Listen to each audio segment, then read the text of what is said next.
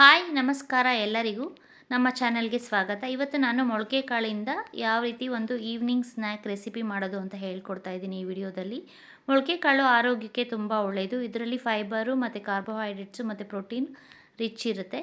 So ಮೊಳಕೆ ಕಾಳನ್ನು first ಈ ರೀತಿ ತೊಳ್ಕೊಬೇಕು. ತೊಳ್ಕೊಂಡು ನಾನಿಲ್ಲಿ ಮಿಕ್ಸಿ ಜಾರ್ ತೊಗೊಂಡಿದ್ದೀನಿ. ಮಿಕ್ಸಿ ಜಾರ್ಗೆ ಇಲ್ಲಿ ನಾನು ಒಂದು 7ರಿಂದ 8 ಹಸಿಮೆಣಸಿನ್ಕಾಯಿ ಮತ್ತು 1 ಇಂಚಷ್ಟು ಶುಂಠಿ ಮತ್ತು ಒಂದು ಇಡಿಯಷ್ಟು ಬೆಳ್ಳುಳ್ಳಿ ಹಾಕ್ಕೋತಾ ಇದ್ದೀನಿ. ಬೆಳ್ಳುಳ್ಳಿ ಶುಂಠಿ ಜಾಸ್ತಿ ಹಾಕಿದಷ್ಟು ಟೇಸ್ಟು ಇನ್ನೂ ತುಂಬ ಚೆನ್ನಾಗಿರುತ್ತೆ. ಸೊ ಇದನ್ನು ಒಂದು ರೌಂಡು ಮಿಕ್ಸಿಗೆ ಹಾಕ್ಕೊಂಡಿದ್ದೀನಿ. ಮತ್ತು ಇಲ್ಲಿ ನಾನು ಒಂದು ಸ್ವಲ್ಪ ಕೊಬ್ಬರಿ ಹಾಕ್ಕೋತಾ ಇದ್ದೀನಿ. ಕೊಬ್ಬರಿ ಹಾಕ್ಕೊಂಡು ಮೊಳಕೆ ಕಾಳನ್ನೆಲ್ಲ ಹಾಕ್ಕೊಂಡು ಮಿಕ್ಸಿಗೆ ಹಾಕ್ಕೋತಾ ಇದ್ದೀನಿ. ಇದನ್ನು ತರಿಯಾಗಿ ರುಬ್ಕೋಬೇಕು. ನಮಗೆ ಕೊಬ್ಬರಿ ಅಲ್ಲಲ್ಲಿ ಸಿಕ್ಕಿದಾಗ ಟೇಸ್ಟು ಇನ್ನೂ ಚೆನ್ನಾಗಿರುತ್ತೆ. ಸೊ ಕೊಬ್ಬರಿ ನುಣ್ಣಕ್ಕಾಗಬಾರ್ದು ಮತ್ತು ಹೆಸರು ಕಾಳು ಸಹ ತರಿಯಾಗೇ ಇರಬೇಕು, ತುಂಬ ನುಣ್ಣಕ್ಕಾಗಬಾರ್ದು. ಸೊ ಈ ರೀತಿ ಮಿಕ್ಸಿಗೆ ಹಾಕ್ಕೋಬೇಕು. ಮಿಕ್ಸಿಗೆ ಹಾಕ್ಕೊಂಡಿರೋದನ್ನು ಬಟ್ಲಿಗೆ ಹಾಕ್ಕೋತಾ ಇದ್ದೀನಿ ನಾನಿಲ್ಲಿ.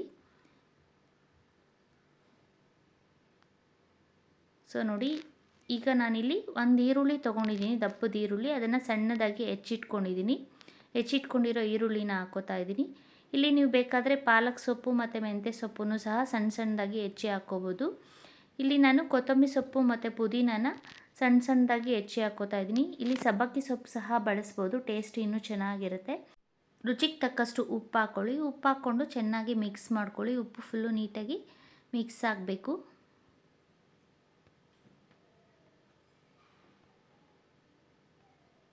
ಈಗ ಮಿಕ್ಸ್ ಮಾಡ್ಕೊಂಡಿದ್ದಾಗಿದೆ ನೋಡಿ, ಈ ರೀತಿ ಉಂಡೆ ಕಟ್ಟಕ್ಕೆ ಬರಬೇಕು. ಇಲ್ಲಿ ನಾನು 1 ಕಪ್ಪಷ್ಟು ಕಡಲೆ ಹಿಟ್ಟನ್ನು ಹಾಕ್ಕೋತಾ ಇದ್ದೀನಿ. ತುಂಬ ಸಾಫ್ಟ್ ಅನಿಸಿರೋದ್ರಿಂದ ನಾನಿಲ್ಲಿ ಕಡಲೆ ಹಿಟ್ಟನ್ನು 1 ಕಪ್ಪಷ್ಟು ಹಾಕ್ಕೋತಾ ಇದ್ದೀನಿ. ಕಡಲೆ ಹಿಟ್ಟನ್ನು ನೋಡಿಕೊಂಡು ಸ್ವಲ್ಪನೇ ಹಾಕಿ ಮಿಕ್ಸ್ ಮಾಡ್ಕೋಬೇಕು. ನಾವು ಬೇಕಾದರೆ ಇಲ್ಲಿ ಸ್ವಲ್ಪ ಅಕ್ಕಿ ಹಿಟ್ಟನ್ನು ಸಹ ಬಳಸಬಹುದು. ನಾನಿಲ್ಲಿ ಬರೀ ಕಡಲೆ ಹಿಟ್ಟು ಹಾಕಿ ಮಿಕ್ಸ್ ಮಾಡ್ಕೋತಾ ಇದ್ದೀನಿ. ನೀವು ಬೇಕು ಅಂದರೆ ಇನ್ನೂ ಸ್ವಲ್ಪ ಹಾಕಿ. ಇಲ್ಲಿ ನನಗೆ ಸ್ವಲ್ಪ ಸಾಫ್ಟ್ ಅನಿಸ್ತು, ಅದಕ್ಕೆ ನಾನಿಲ್ಲಿ ಇನ್ನು ಸ್ವಲ್ಪ ಕಡಲೆ ಹಿಟ್ಟನ್ನು ಹಾಕಿ ಮಿಕ್ಸ್ ಮಾಡ್ಕೋತಾ ಇದ್ದೀನಿ. ಕಡಲೆ ಹಿಟ್ಟನ್ನು ಎಲ್ಲೂ ಗಂಟು ಇಲ್ಲದೆ ಇರೋ ಹಾಗೆ ನೀಟಾಗಿ ಮಿಕ್ಸ್ ಮಾಡ್ಕೋಬೇಕು.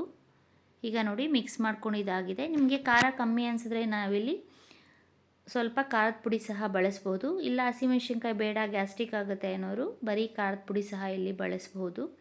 ಈಗ ನೋಡಿ ಸ್ಟವ್ ಹಚ್ಚಿ ನಾನಿಲ್ಲಿ ಬಾಣಲಿ ಇಟ್ಕೋತಾ ಇದ್ದೀನಿ. ಬಾಣಲಿ ಇಟ್ಕೊಂಡು ಇಲ್ಲಿ ಸ್ವಲ್ಪ ಎಣ್ಣೆ ಹಾಕ್ಕೊಳ್ಳಿ. ಇಲ್ಲಿ ನಾನು ಡೀಪ್ ಫ್ರೈ ಮಾಡ್ತಾಯಿಲ್ಲ, ತವಾ ಫ್ರೈ ಮಾಡ್ಕೋತಾ ಇದ್ದೀನಿ.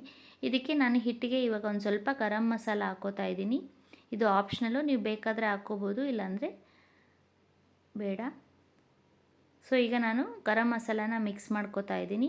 ಈಗ ಎಣ್ಣೆ ಕಾದಿದೆ. ಇದನ್ನು ನಾವು ಕಟ್ಲೆಟ್ ಆಕಾರಕ್ಕೆ ಮಾಡಿಕೊಂಡು ಎಣ್ಣೆಯಲ್ಲಿ ಫ್ರೈ ಮಾಡ್ಕೋಬೇಕು.